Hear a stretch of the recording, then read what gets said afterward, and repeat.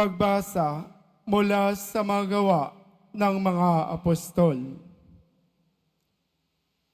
Noong mga araw na iyon, nagpunta si Felipe sa isang lungsod ng Samaria at ipinangaral doon ang Mesiyas.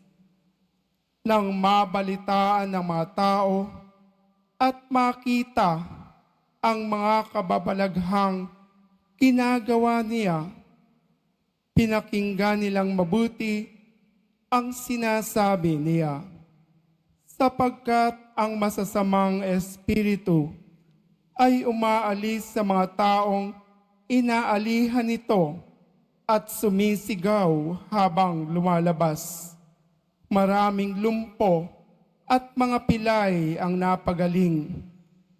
Kaya't nagkaroon ng malaking kagalakan sa lungsod na iyon. Nang mabalitaan ng mga apostol na nasa Jerusalem na tinanggap ng mga Samaritano ang salita ng Diyos, sinugo nila roon sina Pedro at Juan. Pagdating doon, ipinanalangin nila ang mga Samaritano upang sila'y tumanggap din ng Espiritu Santo, sapagkat hindi pa ito bumababa sa kanino man sa kanila. Sila'y nabinyagan lamang sa pangalan ng Panginoong Hesus at ipinatong nina Pedro at Juan ang kanilang kamay sa kanila at tumanggap sila ng Espiritu Santo. Ang salita ng Diyos. Salamat sa Diyos. Sangkalupaang nilalang, galak sa puoy isigaw. Sangkalupaang nilalang, galak sa puoy isigaw. Sumigaw sa galak ang mga nilalang at purihin ang Diyos na may kagalakan. Wagas na pagpuri sa Kaniya'y ibigay. Ito ang sabihin sa Diyos na dakila.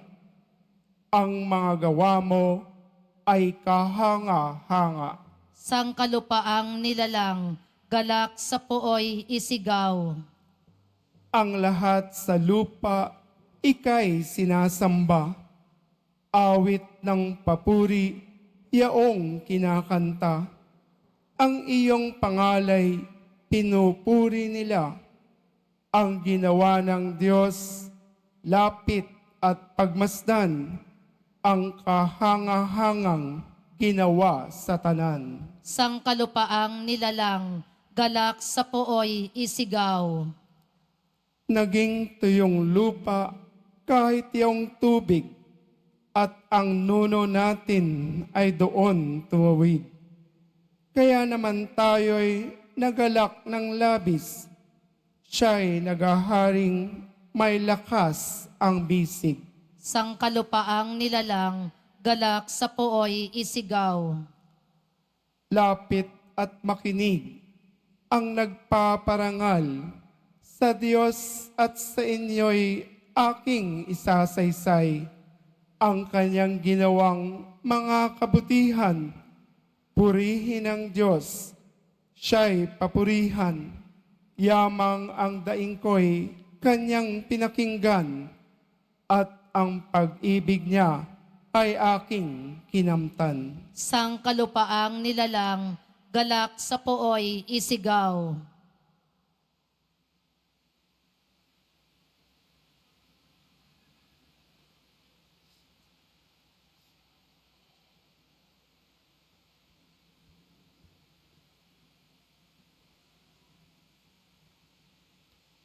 Pagbasa mula sa unang sulat ni Apostol San Pedro.